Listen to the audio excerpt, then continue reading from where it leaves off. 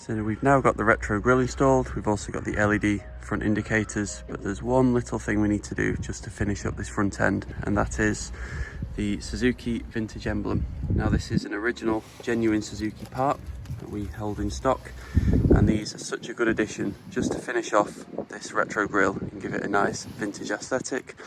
The emblem isn't really designed for any specific part of the car, but we found that they can be used really quite effectively with this front grille, which you'll have also seen on our SZ5. We have the emblem on there on the front. It's been on there a long time now. It's one of the highlights of the front of the car, in my opinion. Installing the emblem is really quite straightforward as long as you follow a few simple tips and tricks. So the emblem is held in place with automotive grade double-sided tape, which is used a lot more commonly in the automotive industry than you might think, including on brand new cars, to hold various pieces of trim together.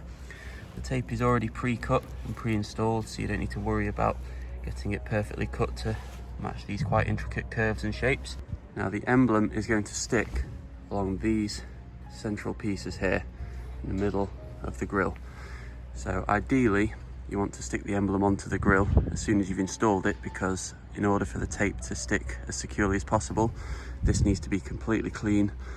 This area that the emblem is going to stick onto needs to be completely dry and grease free. So if you have been driving around with the grille on for a bit, give it a good wash, make sure it's dry, and also if you can, degrease it to make sure there's nothing on there that's going to stop the tape from setting correctly. So the emblem is supplied on this cardboard backing, which is designed to help you line it up if you're not particularly sure where you're going to install it, but because we know exactly where it's going to go on the Retro Grille, it's not particularly necessary.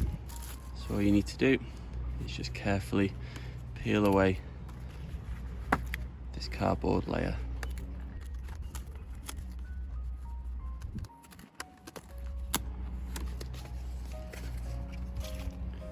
And you will be left with the vintage emblem ready to go. So the first time we installed one of these, we did have to do quite a bit of measuring to figure out where was the best place to put it, to centralise it and make sure it looked nice and even. But we've done quite a few of these now, so we can tell you exactly where it needs to go.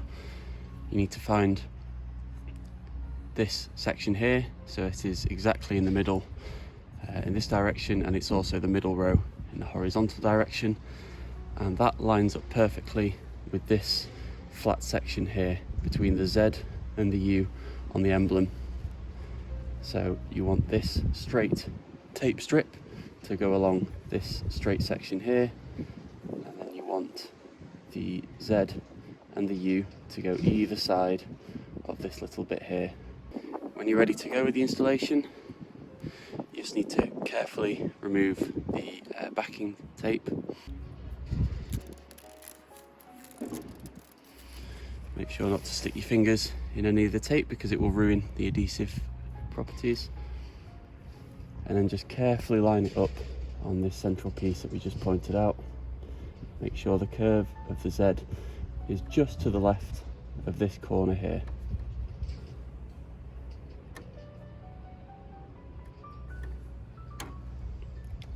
If you just push down the central bit, take a step back, make sure it all looks okay. When you're happy with it, gradually go across from the centre and stick down the other pieces that have a plastic section of grille to stick to. If you're worried if it's not straight or not, just make sure that the straight lines on the emblem run parallel with the straight lines across the grille. So just gently push down on all the sections that you can, and then leave the emblem alone. Ideally, you want to not drive the car for a few hours. Definitely don't get the grille wet or dirty for a few hours. Just let the tape stick.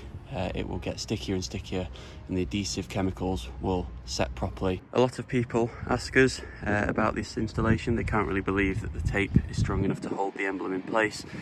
This emblem has been on this particular Retro Grille for well over a year now. I'd say about 18 months. It's been through high heat, it's been through snow, ice, floods, torrential rain, and it's still completely solid on there.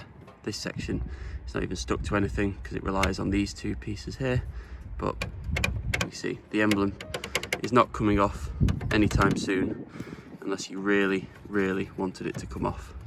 Bad weather is not going to get that to come off.